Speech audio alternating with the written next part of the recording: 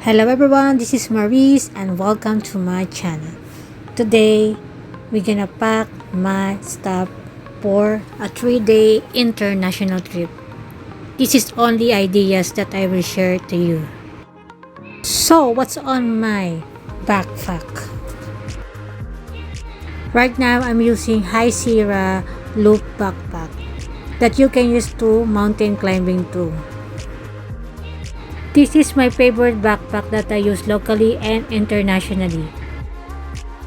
Right now, I have a pair of pants, leggings, polo shirt, one pajamas, and a 3-day cloth only. Not too many.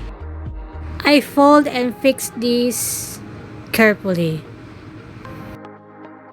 I'm not a traveler person, but I love to fix my stuff every time I go.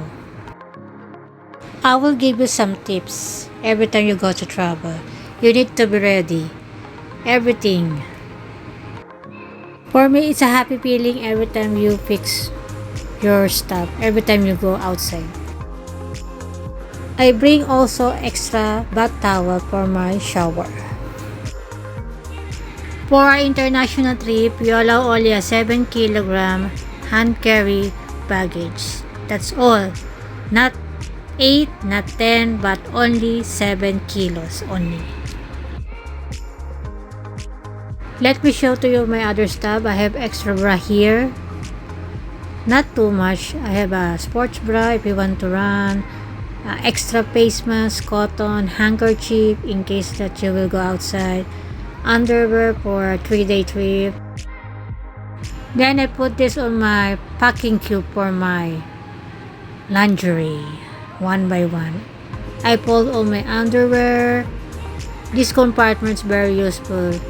You can put some sanitary napkin too, socks, and everything that can fit with this lingerie packing cube. It's very essential to me. Another travel trips and idea for a hand carry baggage. You're not allowed to bring liquid. Yes. Any bottled water is not allowed in hand carry baggage. And who's excited to travel? I know all of us are excited to travel, to chill and chillax. And our next to our list is my Gadget Organizer. I'm an electronic person. I have an international adapter for the country that you will go.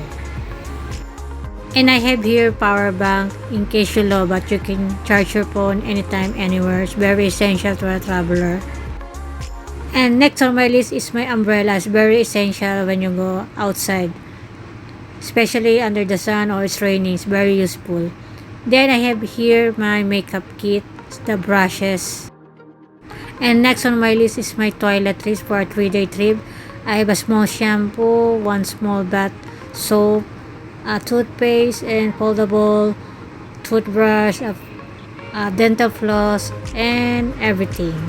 It's only a small kit lang. And next on my list, I have a shades here when you go outside and to protect your eyes too when you're walking and strolling around the city. And next on my list is my personal first aid kit. It's very important when you go to travel. In case of emergency, you have this stuff like BandAid, medical tape, salompas, Bics, essential medicine, everything. And next on my list is my makeup kit. It's like lipstick, basic only, foundation, etc. This is only ideas that I will share to you. And this one is an extra bag for travel that you can use when you go outside, when you want to shopping. And of course, I have a cup when you go pasyal. And I have alcohol spray and wet wipes. And of course, I have a ball pen too. And next on my list, my laundry bag that I will use when I have a dirty clothes. I can put here. It's only a extra That's all guys. Thank you for watching. Hope you like it. Till next time, this is Maurice.